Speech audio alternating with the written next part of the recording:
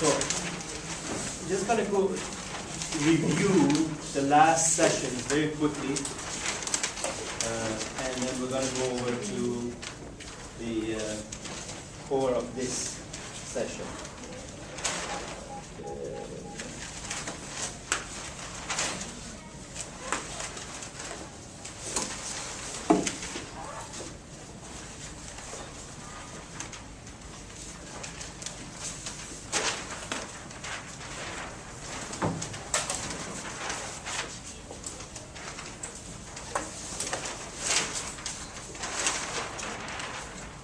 The rule of 3 C's. There is some foundation in all my courses that I teach. One of them here is the rule of 3 C's. Clear, connect, and create. Clearing unsupportive thoughts and belief system. It's called limiting belief. And negative emotions. The whole attitude changes when you have a different belief system. So if you believe, for example, I can get a job, I'm worthy enough to get a job, to create money, your whole attitude changes. Your feeling changes when you're talking to people who you want to get a job from them or project or whatever. So clearing, this is what happens here. We help people to clear the unsupportive belief system and negative emotion. Connection is what I mentioned, connecting to divine, connecting to others, connecting to your unconscious mind. And create. When you start creating things that you're naturally talented. There are people here that came in a couple of years ago, maybe in this country, and then they're doing something that they love, naturally talented, and they're excellent at it, they're very successful. Making very good money, good living, and they're very successful and happy. So this is the level of creation. We talked about the negative emotions. Some people know about these things, but they don't know the definitions. They have guilt, feeling of separation from the source. The sickness that guilt brings you is headache, migraine, brain problem, brain tumor, loss of memory, distrust, feeling of being uncertain. Remember we mentioned about uncertainty. You don't know if I should go left or right. Should I stay or should I go? Remember that song? Okay, so distrust, problem with the eyes, lack of imaginations, blah, blah. Shame. Shame is one of the most stickiest feeling. It actually doesn't allow you to speak your true being. So you swallow self-expression, embarrassment all the time. Creative expression takes away the creative expression, which is every one of us, we need it in our daily livelihood of success. Shoulds is what keeps you in the past. Oh, I should have done that. I should have done that. I should not have done that. And then is the heartache, when your heart is broken because of something.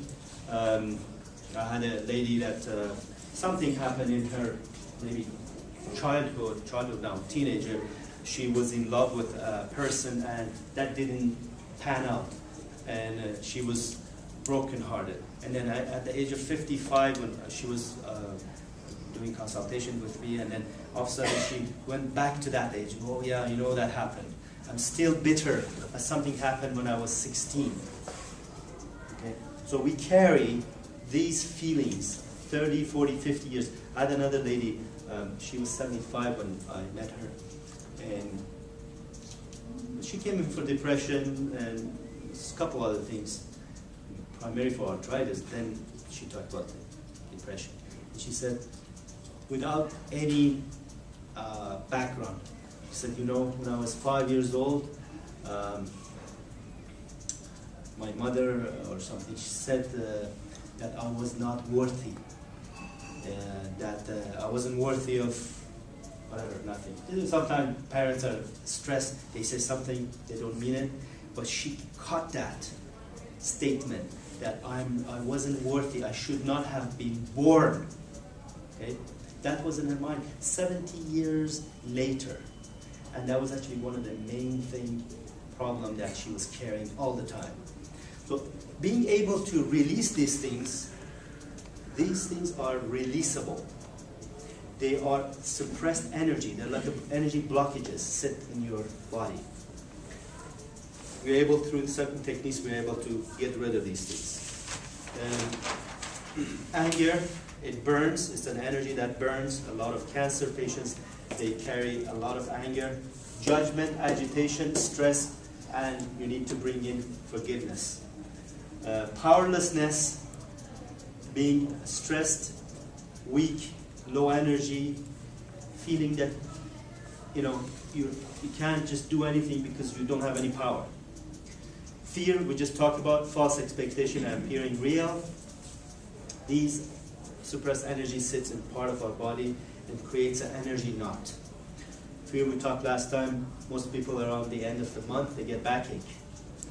Okay, fear of not being able to meet the mortgage, blah, money. Financial stress itself is all roots of fear. Success. Success is goals, we said, right? Everybody together. Success is goals. Say it loud. Success is goals. Another definition. Success is when natural talent meets goals. Now, if you be able to determine your natural talent, how many people here know their natural talent? Okay. Can you mention your natural talent, Mom? Sue, okay, Sue, that's fine, that's fine. Yeah. Let's see this lady first. Healing. Healing, hands-on healing, yeah. By the way, every 15 minutes. Yeah. Nicholas? Well, it seems that I do know sort of what my natural talents are. Yes. The other problem is being able to exercise them. That's a good point, but what is your natural talent? Me personally? Yes. Well, that's another issue. I guess I'm creative in a visual way. Visual creation, that's great. Knowing it, you actually can open it up more. Through certain techniques, you can actually open up your natural talent. Then you add a little bit of goals to it, and then you will see when you start taking a step towards it, it keeps opening for you. Anybody else? Natural talent? Yes? Something you are good at. No, your natural talent. Something is something. What is I'm yours? Your personally. Personally, I'm a good speaker. Good speaker. Excellent. Natural talent is something that you do effortlessly. You can do for hours and hours without being tired. I had a lady, she used to come and see me, and I haven't seen her for a year or so, and I said, I called her, her name is Maggie. I said, Maggie, what's going on? I haven't seen you for, she said, oh, something happened. I couldn't sleep for a couple of weeks prior to Christmas time, maybe from November 15 or so. This is a few years ago.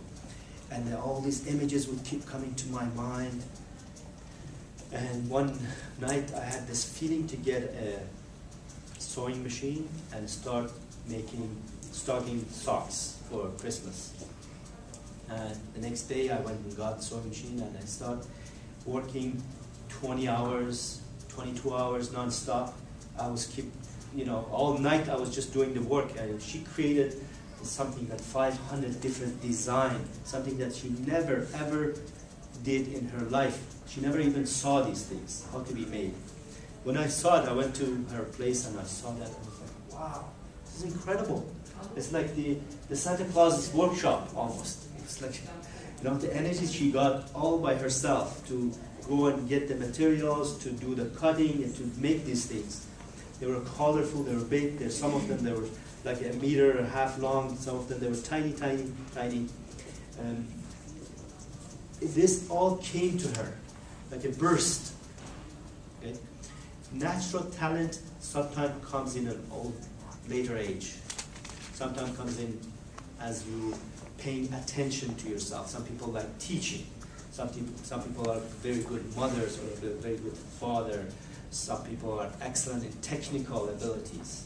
Some people are good in sales. Whatever it is, it opens up for you. Anybody else wants to share their natural talent? Yes? Design.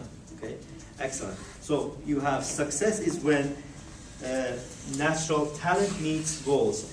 And success is something you attract by the person you become. The key word here is be. Okay? You become successful. When you are, most of the people here said happy. Success is happiness, right? Happiness is actually one of the results of success. But it's funny enough, if you feel happy, you become successful. It's backwards, goes to, right? Peace too. There is a factor, measuring factor. Everything we can measure, right? You can measure the temperature by thermometer. You can measure the speed of a car by odometer. Everything's measurable. Our height is we can measure with a tape. What is the unit or a system of measurement of success? Anybody? Yes, but there's something else. Satisfaction. Satisfaction too, yes. There's only a specific one. Reaching the goal. Yeah, but what is the unit of measurement? What is the how you measure it that you're successful? That is true as well. It's actually peace. When you are that level of peace, you can say I'm successful. Okay? So you're working and you're making a lot of money, but you're not content, you're not in peace. You're happy, but still you're not completely in peace. Can't say still I'm. How you measure success is by level of peace. Okay? Your mind is completely in peace. There's absolutely no worrying. This is how you measure it. Okay, so 5 steps. Before I get to 5 steps, we talked about the level of emotions. Anger covers sadness. Sadness covers fear. And fear, in fact, covers your core being, which is love, joy, and peace. This is how it works. If you're going to release negative emotions, you start with anger. Okay? Then sadness. I'll tell you a story. A gentleman came to see me 6-7 years ago. He was alcoholic. His wife brought him in. She says, "Oh, this guy drinking too much and not playing enough." Drinking and not playing. So we stopped working and went back to childhood. He was 5 or 6 years old, and he was carrying a very deep-rooted anger towards his brother. Major anger. When I helped him to get rid of this, actually we use homeopathic remedy as well as energy therapy. I always, in my practice, I use 3 or 4 different modalities. I use natural medicine, I use herbs, I use techniques, mental techniques, and then I use energy therapy. So sometimes a person comes to me, I use 5, 6 different tools for that problem. So we use this, and I said, okay, we'll come in next time. A day later, they were a little further from Oakland. Wife calls and says, "What happened? Since we came back that night, he's crying non-stop." And this is a 50, 60 years old man. He's crying non-stop, day and night. And I have been married to him 40 years. I've never seen him cry once, not even in his father's death, which he loved, his father. He never cried, not even one tear. And he's crying now over 48 hours. I said, well, this is good. From what I know, when you're releasing anger, comes to sadness. Sadness was being released because he was suppressing sadness for many years, right? And they kind of freaked out. They thought I opened a can of worms, which I did.